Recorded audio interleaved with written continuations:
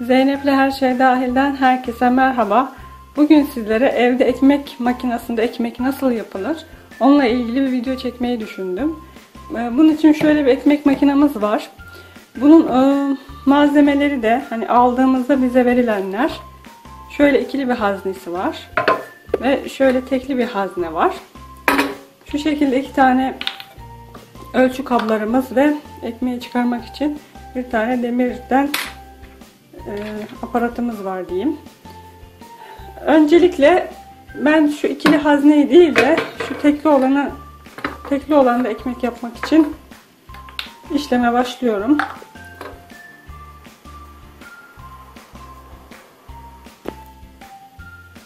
Önce sıvı malzemelerle başlıyoruz ekmek yapımına. Bunun için mutlaka ölçü kablarını kullanmalıyız. Çünkü ölçülü bir ekmek yapmak gerekiyor. Yoksa ekmeğimiz güzel olmaz. Ben sürekli yaptığım için ezberledim artık ölçüyü.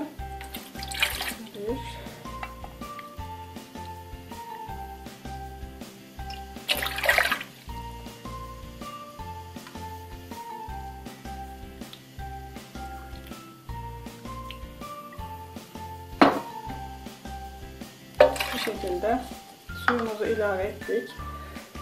Sonra birazcık normal ayçiçek yağı ekliyorum. Ölçüsüne göre hareket ediyorum. 1 ve 1,5.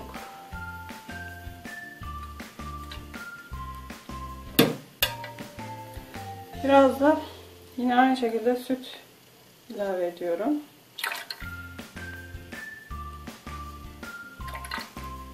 Sıvı malzemelerimizi koyduk. Şimdi de unumuzu döküyoruz. Bu şekilde.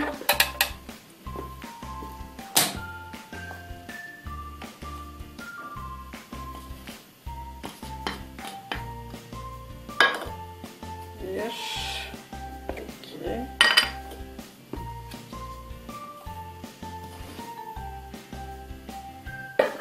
3, 4,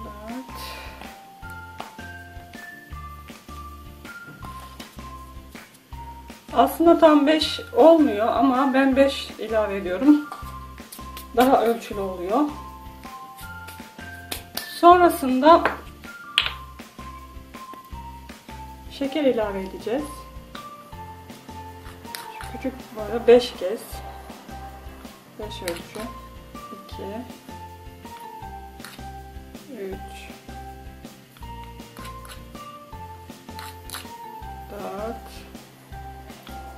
4 ve 5. Şimdi bir de tuz ilave ediyoruz. Tuz da 2,5 ölçü, küçük ölçüyle. Yalnız ben bunu köy ekmeği bölümünden yapıyorum. Kullanma kılavuzunda birçok ekmek türü var. Siz ona göre istediğinizi seçebilirsiniz. 2,5. Şimdi de mayasını koyalım. Maya da yine 2,5. Tabi tuz işlemi sizin isteğinize kalmış bir seçim.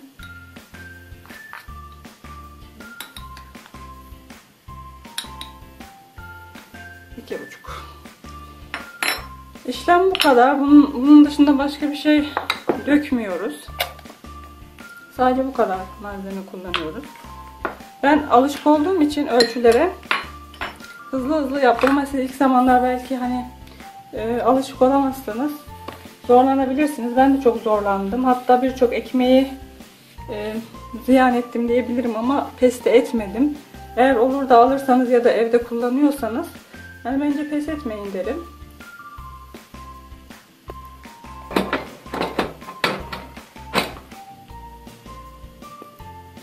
Yerleştirdikten sonra şimdi ayarına geçiyoruz. Ben dediğim gibi köy ekmeğini yaptım. Yani 3. rakam. Böyle 3'e basıyorum ve köy ekmeğine geçiyor.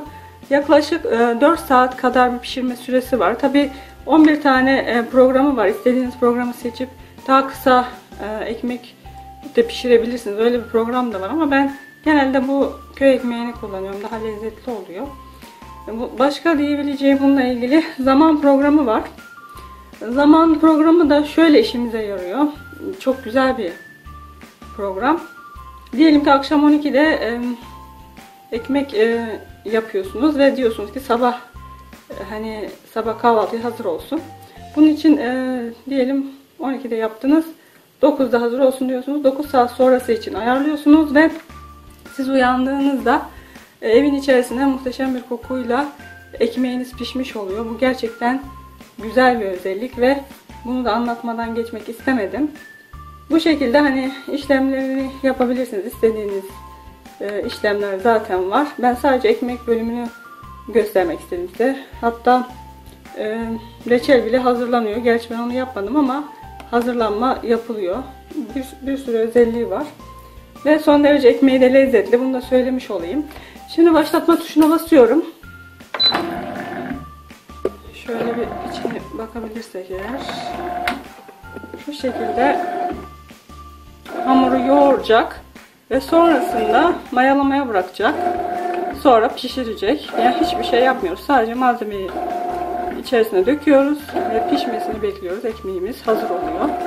Yaklaşık 4 saat sonra pişmiş halini de göstereceğim inşallah. Ekmeğimiz pişti. Yalnız karışımı yaptıktan 1 saat sonra alarmı ötüyor. Dilerseniz içerisine zeytin ya da ne bileyim kakao, artık nasıl bir ekmek yapmak istiyorsanız, fındık, fıstık, nasıl bir ekmek yapmak istiyorsanız alarm ötünce içerisine ilave edin. Ben bugün sade bir ekmek yaptım. Ama siz farklı da yapabilirsiniz. Şimdi bakalım ekmeğimiz nasıl pişmiş. Şöyle bir açayım. Bakın çok güzel kızarmış. Şimdi bunu buradan çıkaracağım. Şöyle.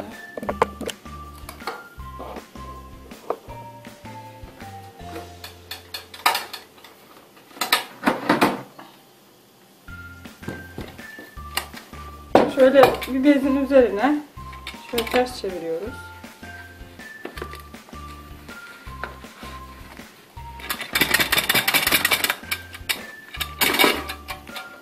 İşte gördüğünüz gibi ekmek çıktı.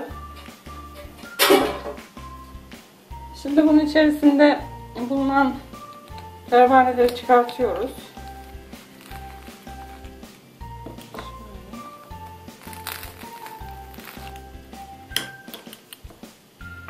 Şimdi bu aşamada üzerine örteceğim ve temizliği ile ilgili birkaç bilgi vermek istiyorum.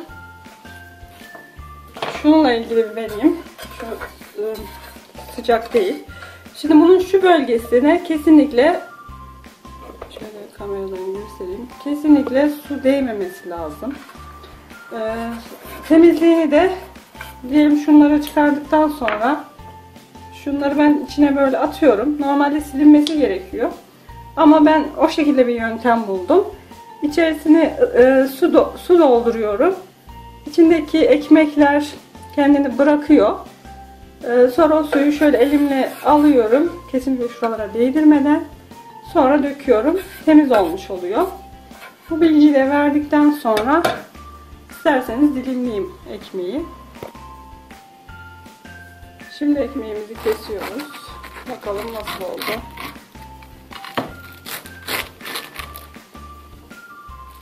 İşte gördüğünüz gibi çok güzel görünüyor.